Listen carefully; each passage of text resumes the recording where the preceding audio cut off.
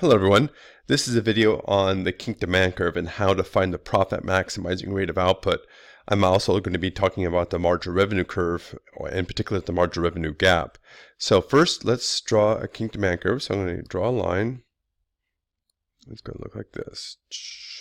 And then let's use, blue for the Kinked demand curve. So go like this, go like this.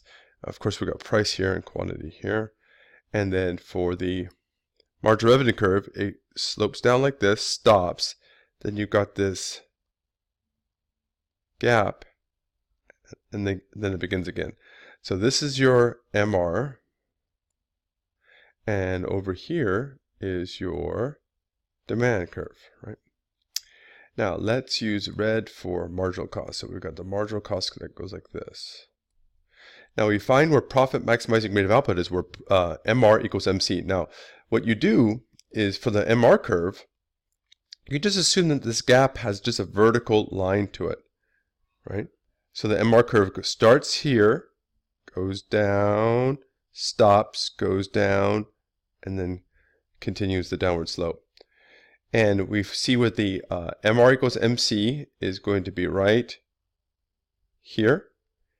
And then you go down and to find the profit maximizing rate of output. And then once here, you go up to the demand curve and then move over to the left to find price. That's where MR equals MC. Now, if the marginal revenue curve shifts, in this case, MC1, you do the same thing. You find where MR equals MC. You go down to the demand horizontal axis to find the Q, and then you move up to the demand curve and you move over to the left to find price. And we see that as long as marginal cost shifts within this gap, P and Q do not change. Now if I continue to shift it up, for example, if I shift it up to here, MC3, you see we have a new MR equals MC right here, and that does change Q and it does change P.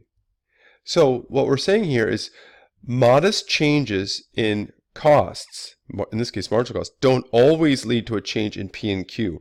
As long as that shift is within the horizontal portion of the MR curve, there's no change in P, there's no change in Q. This is one of the reasons why price and output are more stable in a perfect competitive market than an oligopoly. This is one of the reasons why P and Q are more stable in an oligopoly market structure than perfect competition or monopoly. Because for a monopoly, let me get a new one here. Don't save. So if we for a monopoly, we have a downward sloping demand curve and a downward sloping MR curve, price, quantity, and we use MC, MR equals MC here. We go down to find Q, we go back up to the demand curve to find price. Now any shift in the MC curve leads to a new intersection along the MR curve. So that leads to a change in Q and it leads to a change in P.